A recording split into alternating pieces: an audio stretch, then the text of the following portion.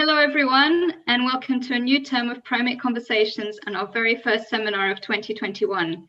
We have another fantastic lineup of speakers over the next 8 weeks discussing a range of topics and species, including chimpanzees, gibbons, australopithecines, and even ravens. You can find more details through our YouTube channel, Facebook, Twitter, and our website. As always, we invite you to post any questions for our guests in the chat throughout the seminar. It is my great pleasure today to introduce our first speaker of the term, Dr. Kathelijne Koops.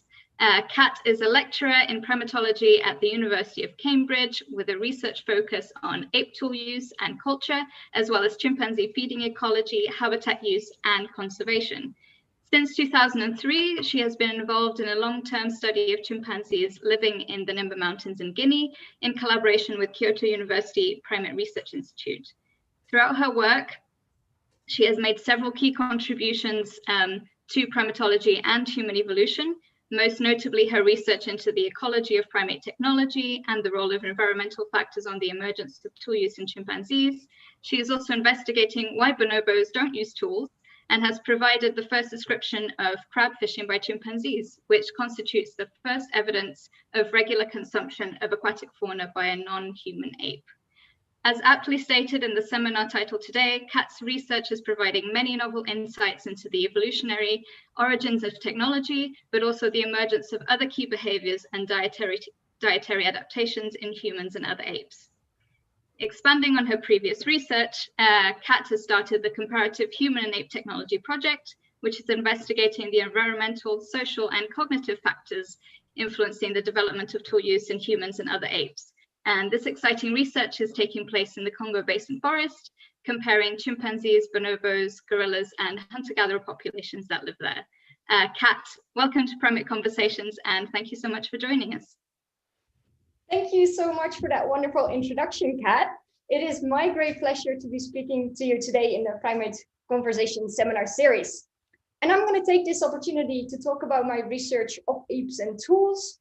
And I hope to convince you that by studying ape tool use, we can in turn shed light on the evolution of technology. First, I will talk about my research on chimpanzees. Then we will dive into my comparative work on chimpanzees and bonobos. And lastly, I will introduce you to ongoing and upcoming research across all the African apes and humans. But first, how did it all begin? The oldest known hominin stone tool dates to about 3.3 million years ago and was found in West Turkana in Kenya.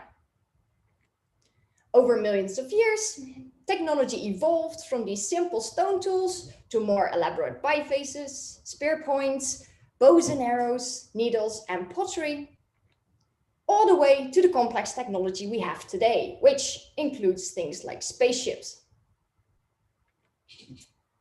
Across the globe, we see an amazing spectrum of cultural diversity with different peoples using different technologies. These technologies have helped humans spread all over the world into places ranging from the Arctic to the desert to the rainforest. Technology is a defining feature of our species.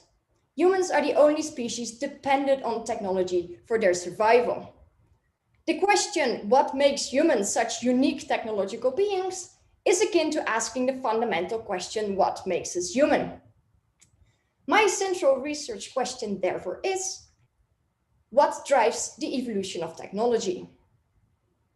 Now, unfortunately, we don't have a time machine to study the use of tools by our hominin ancestors, but we do have the next best thing, our closest living relatives, the great apes. Where fossils are silent, studies of living apes are essential for understanding how and why hominin behavior changed since our lineage split up from that of the other apes.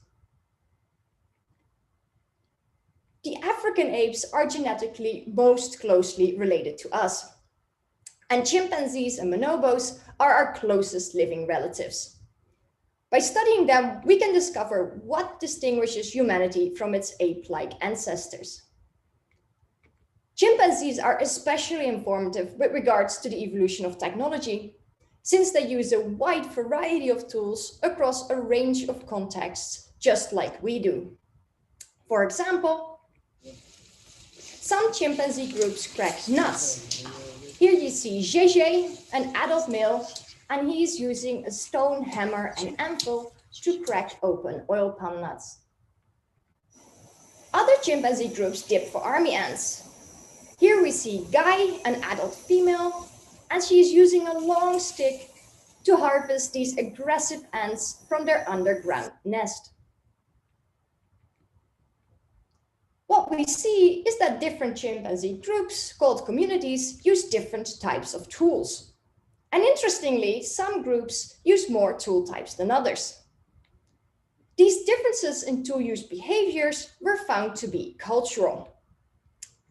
We primatologists term behavioral variants cultural if they are group typical and depend on social learning for their transmission. A lot of research went into figuring out whether chimpanzees and other non-human species indeed do have culture. First, by showing that behavioral variation across populations cannot simply be chalked up to environmental or genetic differences between sites. And second, by using experimental research in captivity to confirm that social learning processes are indeed involved in the acquisition of tool use. How about tool use in the other primates? As we saw, humans are the ultimate tool-using ape, and among the non-human apes, diverse tool use is found in wild chimpanzees and to a lesser extent in orangutans. In wild gorillas, evidence for tool use is almost absent and restricted to just a few anecdotes of stick use for postural support. Similarly, tool use in wild bonobos is rare and absent in food acquisition. However, bonobos are capable of making and using tools in captivity. More recently, tool use has been reported in 2 species of monkeys, bearded capuchin monkeys and long-tailed macaques. Now, the big question is, what explains these differences in tool use? The original model of primate tool use suggested that cognition, which includes learning and insight, influences the invention and transmission of tool use. Sociality, which includes tolerance and gregariousness, was further proposed to influence tool use transmission and retention. But there's no mention of the potential influence of the environment. Hence, I set out to fill this gap and address exactly this. How does the environment influence tool use and thus culture? And further, how do the environment, sociality, and cognition work together to drive primate tool use and material culture? This brings us to the roadmap of my talk. To shed light on the big question, what drives the evolution of technology, I study apes across Africa. First, I will talk about my work on the role of the environment in driving tool use at my study site in the Nimba Mountains in Guinea, West Africa. I will also introduce you to some of the other exciting non-tool use related research projects at Nimba. Second, I will talk about my comparative research on chimpanzees and bonobos, our 2 closest living relatives, one of which, the chimpanzee, uses a range of foraging tools, and the other, the bonobo, doesn't. And this dramatic difference in the use of technology makes the species comparison ideal to examine the roles of the environment, sociality, and cognition. And then lastly, I will introduce you to my current research, which includes all the African apes as well as humans, all living in the Congo Basin forest. So this will be the roadmap for my talk today, and it will appear throughout to help you stay on track as we move through the different sections. So let's start off with the research on chimpanzee technology in West Africa. I will introduce you to my chimpanzee study site in the Nimba Mountains in Guinea. Nimba is the only montane chimpanzee study site in West Africa, and this extreme environment makes it an ideal place to study tool use diversity in this highly flexible and adaptable species. I first started studying the Nimba chimpanzees in 2003, over 17 years ago now. And this is what the Nimba team looked like in the early days. And this is what the team looked like a decade later. Currently, our Guinean collaborators are continuing to monitor the chimpanzees and other wildlife whilst taking all the necessary COVID safety precautions. And these are some of the chimpanzees. Our research focuses on 2 communities within the study site. And at Nimba, we use 3 ways of collecting data. We conduct behavioral observation of the chimpanzees when possible. The chimpanzees are only partly habituated to the presence of researchers, so we cannot rely exclusively on direct observations for our data collection. We use motion-triggered camera traps, which is a great way of obtaining data without researchers being present. And we study indirect evidence, such as the tools that the chimpanzees leave behind. Now, before we dive into the two-use findings from Nimba, I would like to highlight some exciting recent and ongoing research projects. Firstly, I'll introduce you to the first ever findings of crab fishing by chimpanzees. Next, we will have a look at exciting new work on buttress drumming. And thirdly, I will tell you about work on chimpanzee sociality and grouping patterns at Nimba. So first, crab fishing. We discovered that Nimba chimpanzees eat freshwater crabs. This is the first record of a non-human ape consuming crabs and the first evidence of chimpanzees eating aquatic fauna. And as you can see here, the chimpanzees search for crabs in shallow watercourses by using their fingers to disturb the stream bed. Crab fishing is often a group activity.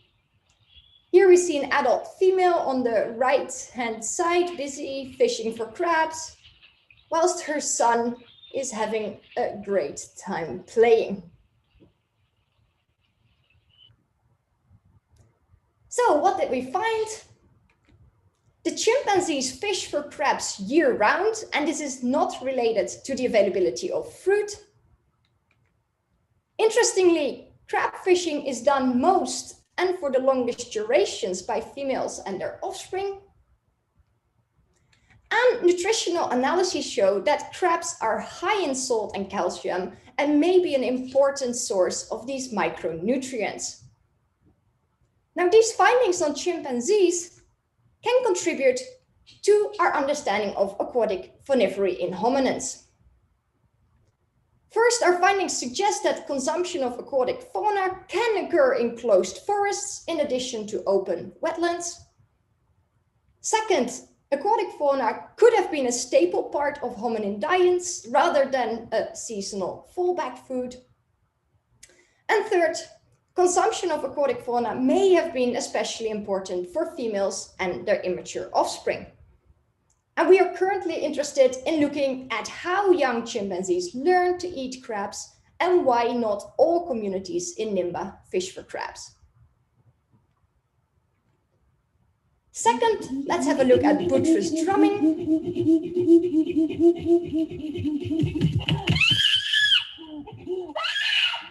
This is an adult male in Nimba drumming on this huge buttress tree. And this is a research project by my PhD student and collaborator, Megan Fitzgerald. She is interested in finding out whether chimpanzees are selective as to which trees and which buttresses they drum on in order to shed light on the function of buttress drumming.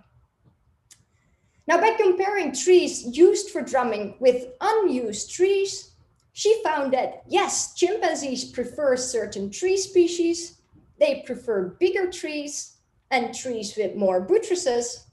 And secondly, yes, chimpanzees prefer buttresses that are thinner and have a larger surface area.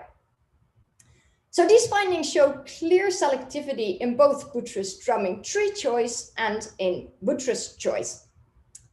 And the preference for more resonant substrates, so the larger and thinner buttresses, supports the proposed function of drumming in long-distance communication. Next, chimpanzee sociality. Here we see a chimpanzee traveling party or a subgroup. Chimpanzees live in a fission fusion society where community members form these temporary parties that frequently change in size and composition. And here we have a party of a number of adult females with their offspring. And as you can see, motion-triggered cameras give us a unique look into the lives of these wild chimpanzees.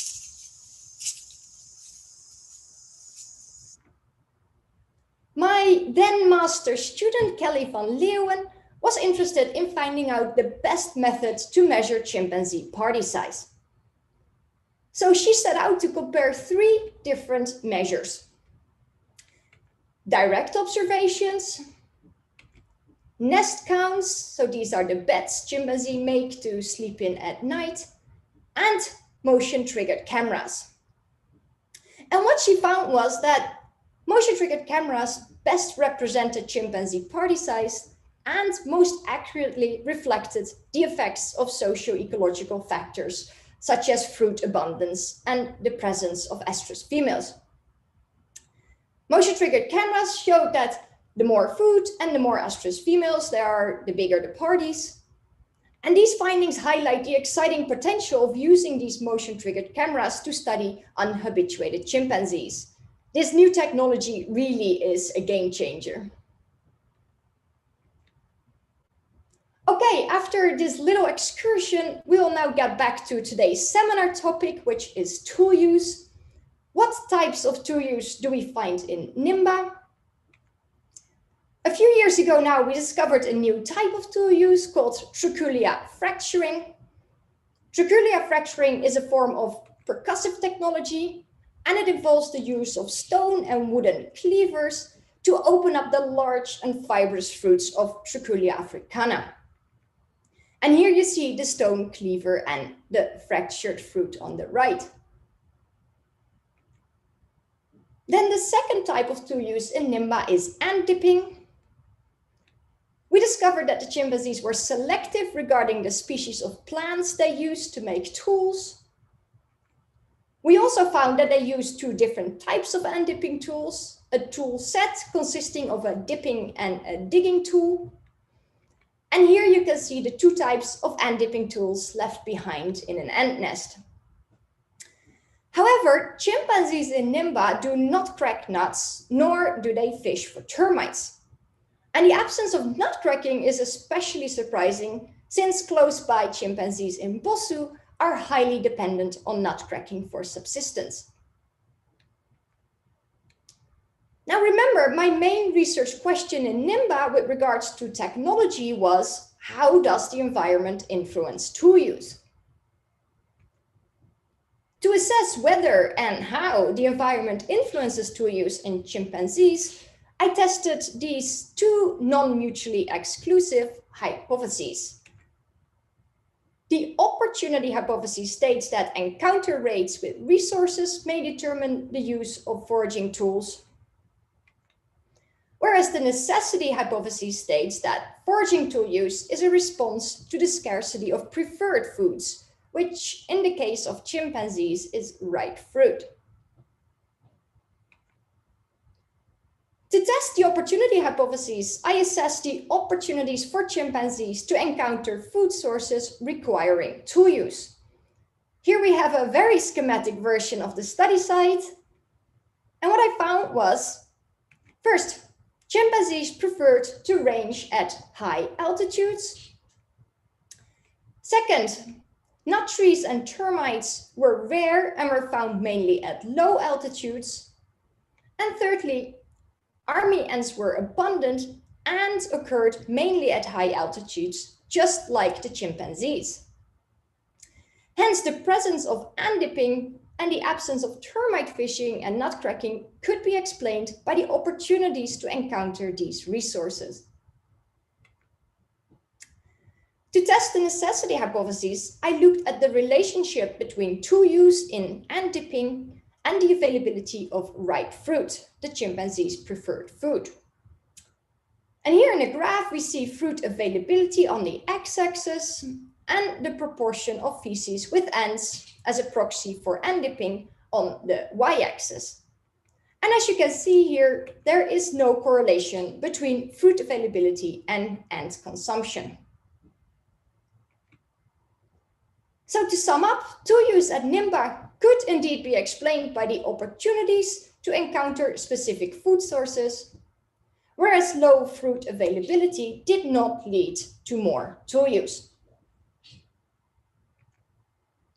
These findings suggest that ecological opportunity rather than necessity may be the mother of invention.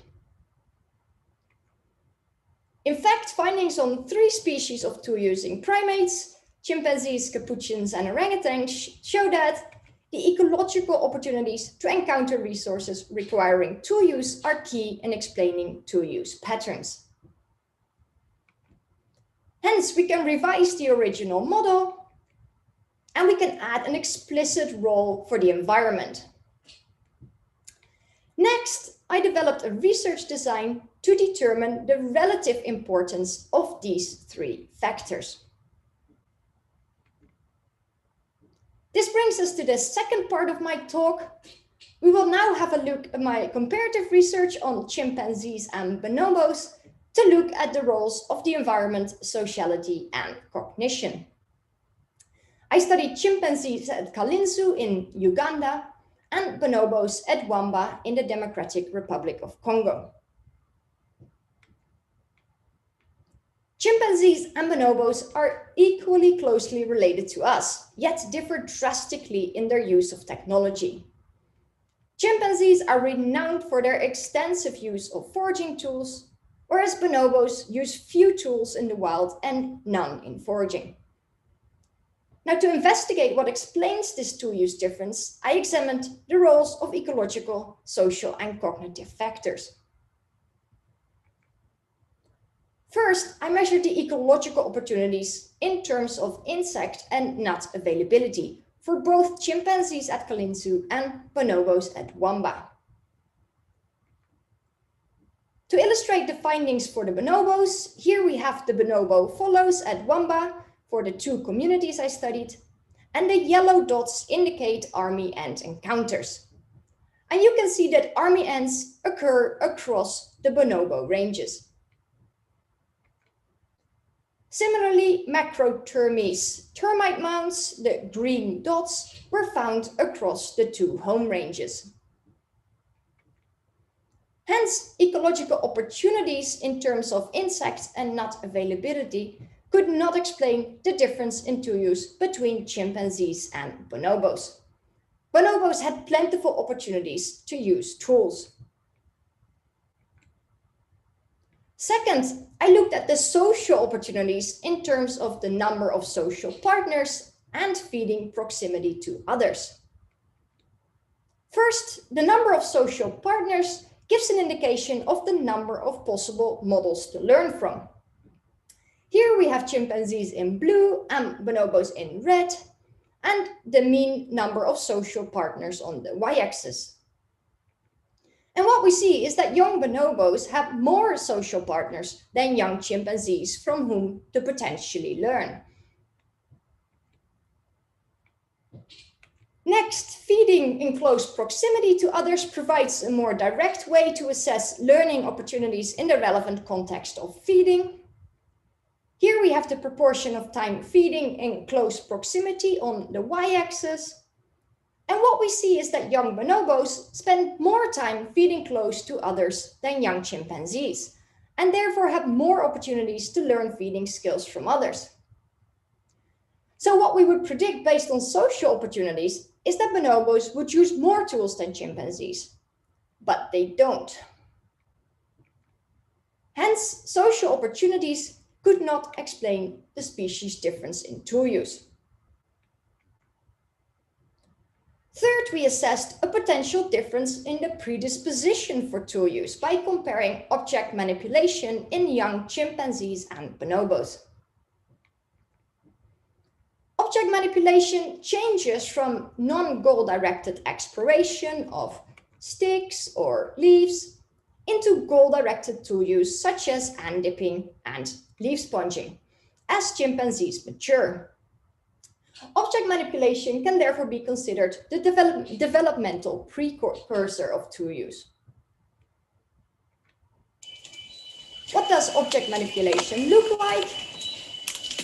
Here we see an example of chimpanzee object manipulation.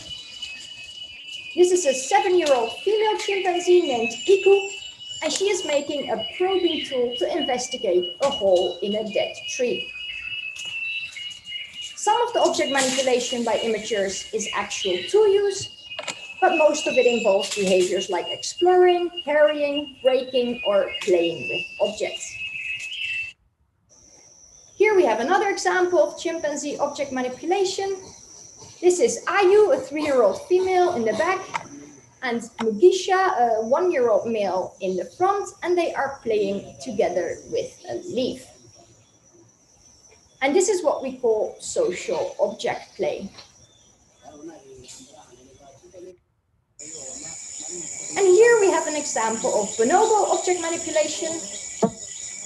This is a 1.5-year-old bonobo called Seiko, and he's having a wonderful time playing with a twig. And this is what we call solitary object play. So what did I find? Here we see object manipulation rates on the y-axis at different ages on the x-axis in the two species, chimpanzees in blue and bonobos in red. And what we see is, as predicted, higher rates of object manipulation in chimpanzees as compared to bonobos. And strikingly, this difference is already clear at a very young age, suggesting perhaps an innate predisposition rather than a learned interest in objects. We also compared object manipulation types between the two species. And specifically, we looked at the contribution of play compared to other manipulation types. And as you can see here, object manipulation by young bonobos on the left considers of more non-goal-directed play in gray compared to chimpanzees on the right. Object manipulation by chimpanzees was much more diverse, as indicated by the different colors representing the different manipulation types. Hence, we found that the predisposition to interact with objects did play an important role in explaining the species difference in tool use. Chimpanzees had higher object manipulation rates and more diverse and goal-directed manipulation types. So to summarize what we have seen so far, we saw that ecological opportunities are important in explaining differences across populations of a tool-using species like the chimpanzee. And second, we saw that an intrinsic predisposition for tool use was important in explaining why some species use tools and others don't. But there is, of course, one key species missing from these comparisons. How do we humans fit in? What are the roles of environmental, social, and cognitive factors in explaining the difference in technology between humans and the other apes? This brings us to the final part of my talk, where I will introduce you to our upcoming and ongoing project, which includes all the African apes and humans. The Comparative Human and Ape Technology, or CHAT project, with Koops, Cricket Sons, and Dave Morgan, is the first comparative study of tool use to include all the African apes as well as humans. And second, the CHAT project is the first to compare the African apes and humans whilst keeping the environmental context as good as constant. All species reside in the Congo Basin forest. By including all the African apes and humans in the same comparative framework, we aim to shed light on the mechanisms that underlie human technology and set it apart from other species. The diversity of tool-using skills across the African clade provides a natural opportunity to implement a comparative approach to investigate how technology evolved. Chimpanzees use a variety of tools across contexts. Bonobos use few tools and none in foraging, and gorillas are generally considered non-tool users. In addition, we'll take a developmental perspective to investigate the difference in tool use between humans and African apes. We will compare tool use development across humans and apes and link ontogenetic trajectories to ecological and social developmental inputs. The chat project includes chimpanzees, gorillas, and Bengele Bayaka hunter-gatherers in the Republic of Congo, and bonobos in neighboring Democratic Republic of Congo, all within the Congo Basin Forest.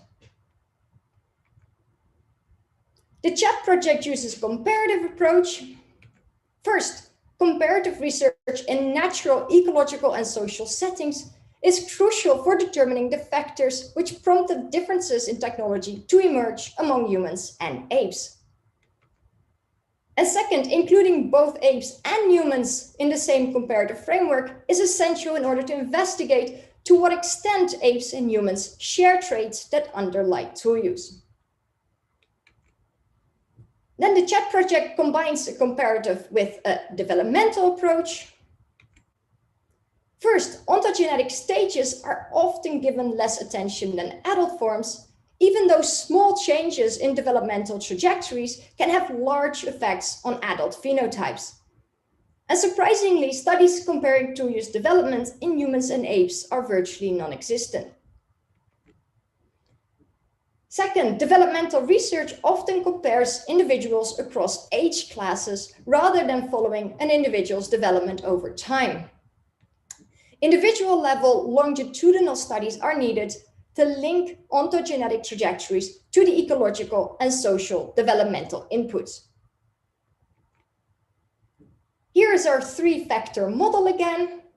In the chat project, we will build on previous research by investigating the roles of the environment, sociality, and cognition. And in addition, we will now add the ontogenetic background on which the development of tool use takes place. Before wrapping up, I will give you a glimpse of some of the first findings coming in from our gorilla pilot study looking at object manipulation. We had no idea whether these non-tool using apes would do anything with objects at all, so we were very excited to find that in fact, young gorillas do all sorts of things with objects. They explore them, they carry them, they throw them, they break them, they bite them, and they also play with them. And most interestingly, they even use them as what you might call tools. Let's have a look. Here we see Cow, a young gorilla who is keen to play with the silverback called Loya on the left. And as you can see, Cow uses a leafy twig to invite the silverback to play with him, and successfully so. So depending on your definition, this could qualify as social tool use.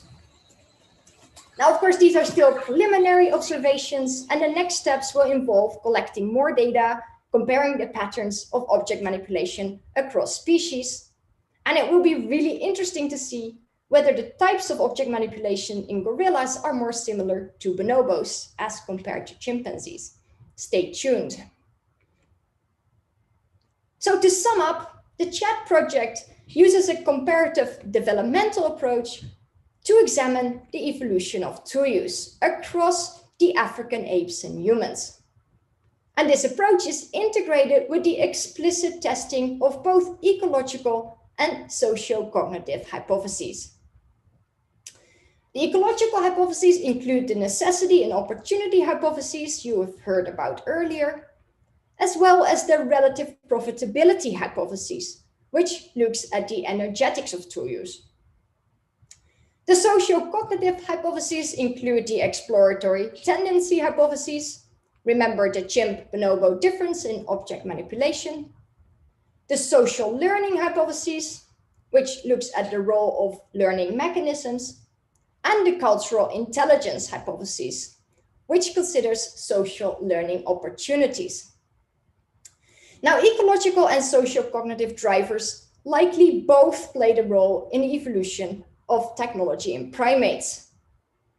However, past research has not assessed ecological and social cognitive hypotheses for tool use in the same study, rarely considered more than a single primate species, and often excluded humans from these comparisons. So we propose the comparative socio-ecological and developmental approach, or CSDA, to identify the specific factors that have influenced the evolution of tool use, not only in apes, but across primate species, including humans. Such an integrated framework is crucial to understanding the processes shaping variation in technology across species, both during development and across evolutionary time. This integrated approach can help advance our understanding of the adaptive qualities of tool use, as well as the selective pressures associated with the evolution of primate technology.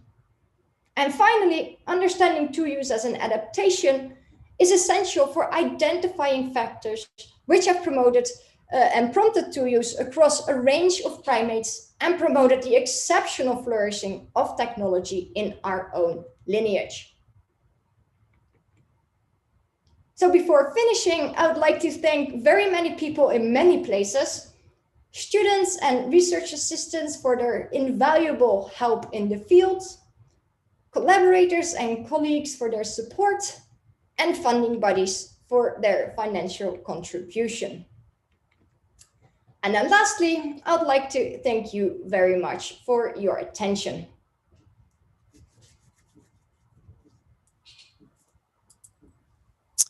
Hi, Kat. Thank you so much for that brilliant talk. Let me stop sharing. Let's see if I can bring you back. No worries.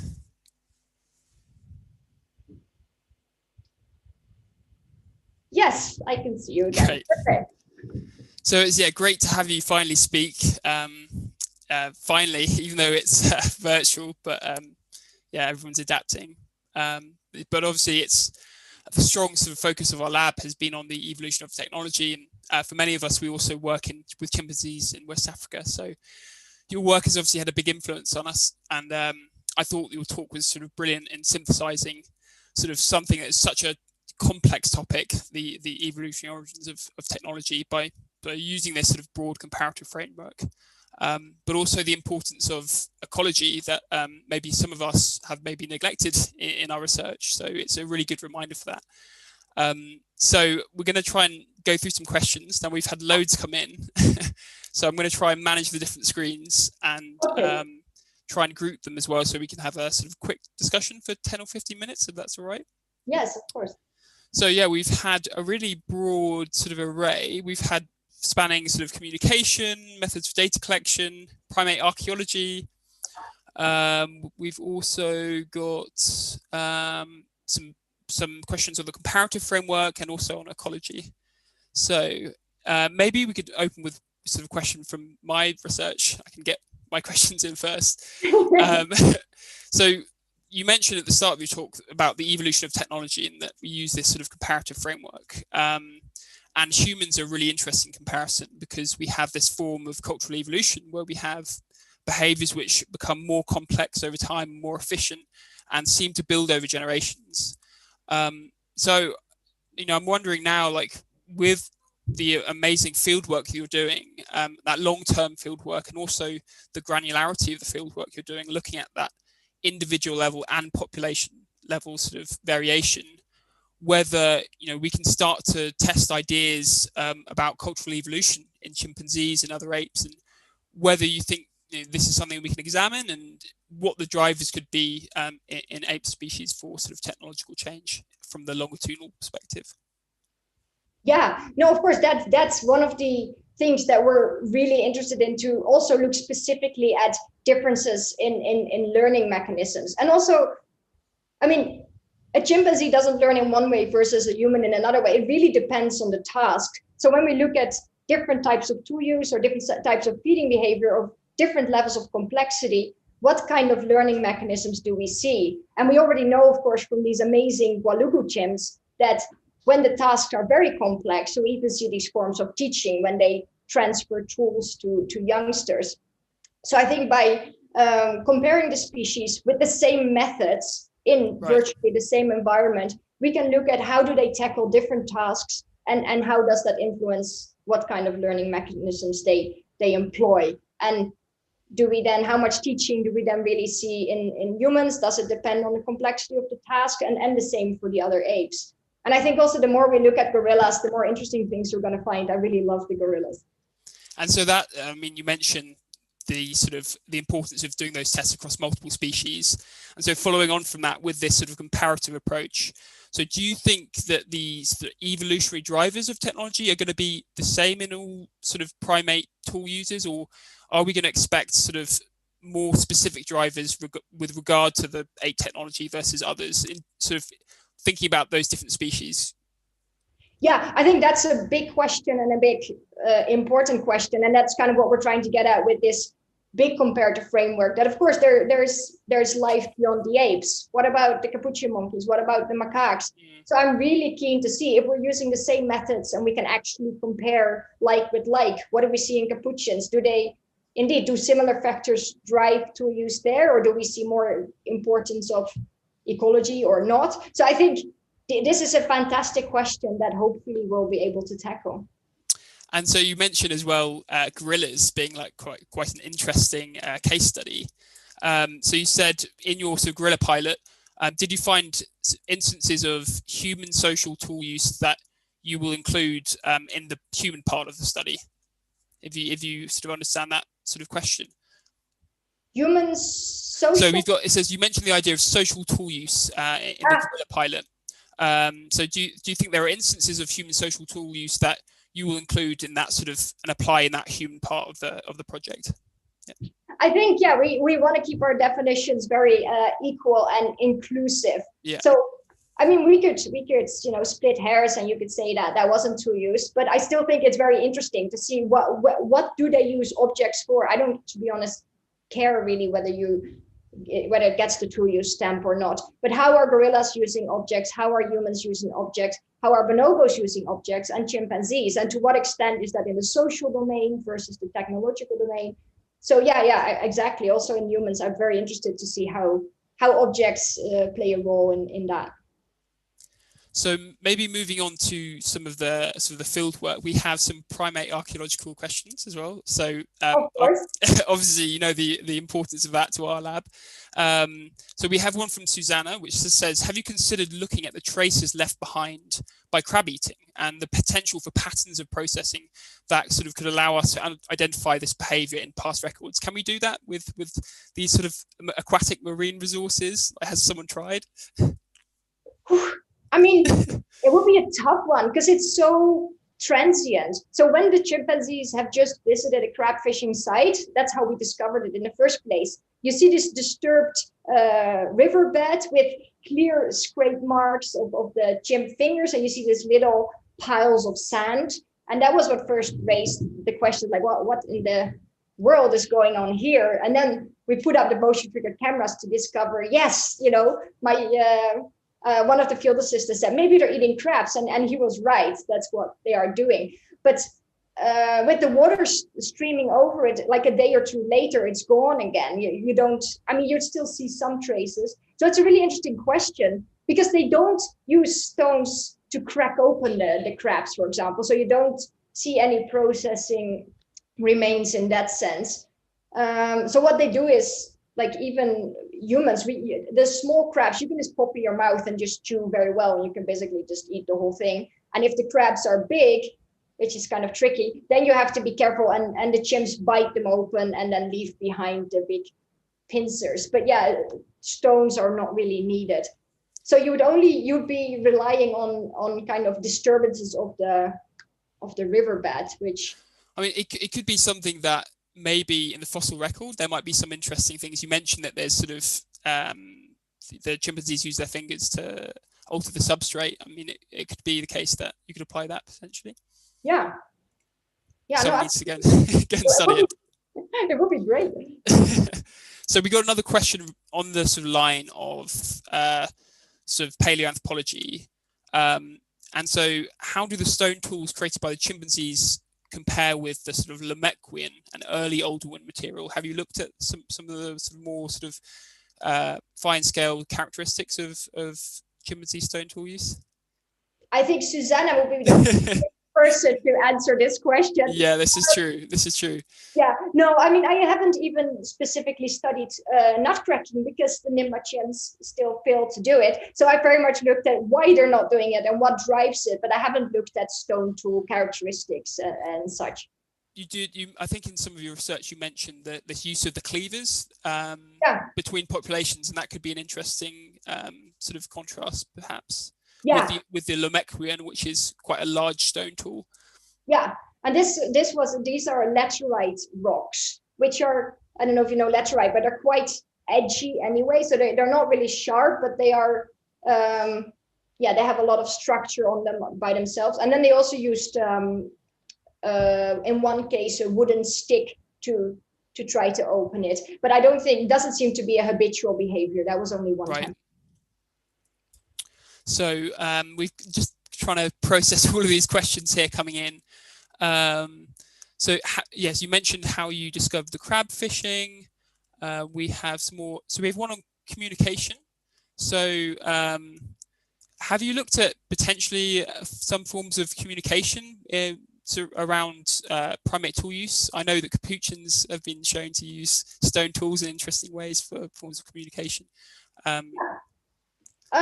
In terms of tool use, with chimpanzees, what you think of is throwing the rocks at the trees. We don't have any evidence of Nimba chimpanzees doing that.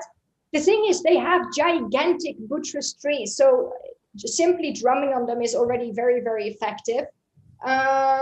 So substrate use is what we've been interested in that sense. And indeed, why do they drum on the trees they drum on? And another thing we want to look at in the future is, where are these trees located? How does that relate to transmission of sound? Because it's a unique place that with the mountains, that you have the valleys and the ridges, which is a really interesting soundscape. So how do the chimpanzees use that? But that's more for future work. So you mentioned the importance of the local ecology of the chimpanzees you're studying in Nimba.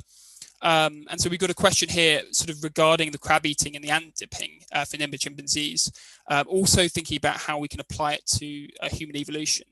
And so thinking about modeling for the access and availability of aquatic resources, how do you think the sort of the opportunity for access of those resources could be used to model the exploitation of hominin aquatic resources in human evolution? Yeah, I think in Nimba, it's really interesting that there's this one community, the Gatwe community in the north, that seems to be very fond of crabs. They eat it every month of the year. It doesn't, every so many days there's somebody there. And then there's the community in the south, the Tongbongan community, and we still don't have any evidence of them eating crabs. So we could look at what is the availability of these streams in the north versus the south.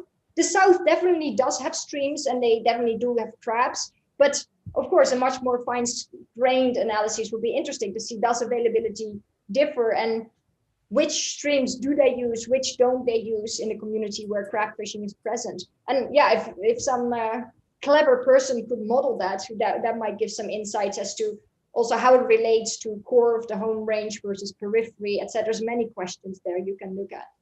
So just following on from that, you mentioned a lot of your work is sort of doing this indirect form of sort of data collection, and so with the behaviours with the sort of crab fishing and ant fishing, how do you select where you're placing that from a methodological point of view? Sort of where are you choosing where you sort of start your data collection when you can't even sort of closely observe some of the chimpanzees you're studying? Yeah, so for ant dipping, this is especially difficult. I don't have any. So the footage I showed of ant dipping is when I was working in Kalinzu Forest in Uganda, and these are all direct observations. Right. because it's really difficult to predict at which ant nest a chimpanzee is going to dip. I mean, the odds are so low that you would have to place hundreds of cameras in order just to get one event. For the crab fishing, it's a bit like a termite mound. It's amazing because you know it's a fixed resource. You know where it is, you know they come back. And so that's how we started, and that's how we discovered it in the first place. Based on these indirect signs, we put cameras up and different angles at the stream, and yeah, started recording it. And then you adjust as you know where you get better angles. And chimpanzees, of course, you know they never keep doing the same, so then they change again. And we kept finding more and more crab fishing sites as time went on, which was really exciting. So yeah, with crab fishing, I think it's one of those behaviors like termite fishing that you're just really lucky that you know where it's going to happen. So that's where these motion triggered cameras are amazing.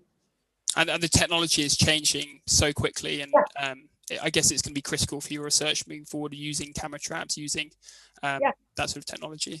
And literally year by year it changes, because the early ones in 2006, 7, 8 were very low definition. So you'd go like, adult male, but that's about as far as I can go. And then now we have these really good shots of faces that's just amazing. So I can speak from experience from working with video archive material. You see the progression.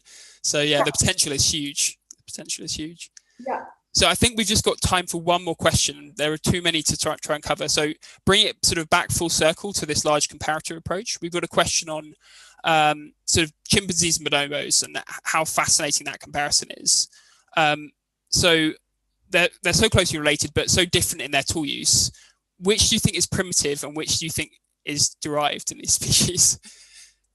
Yeah, I mean, you can argue both ways. It depends whether, if we think orangutan tool use is really very similar to the African apes who do use tools, then, you know, supposedly bonobos and gorillas might have lost it. If we think it's quite different, then maybe, you know, it emerged later.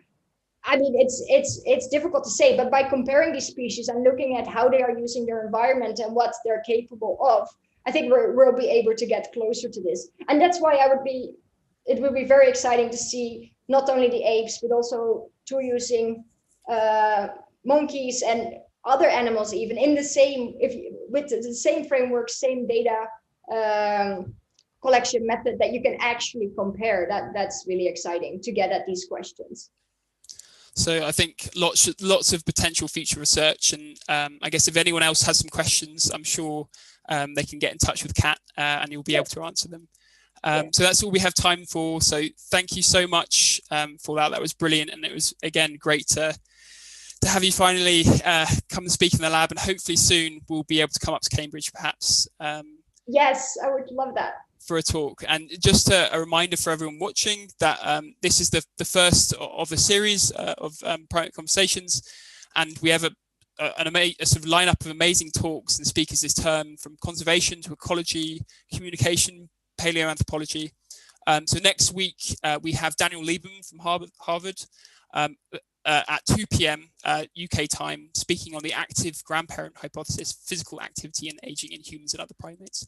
So we hope everyone can join us again for that, and please follow all the news and updates from our lab. The links should be posted in YouTube. But otherwise, thank you again for watching, and thank you so much, Kat, for coming in the brilliant talk. Thank you for having me.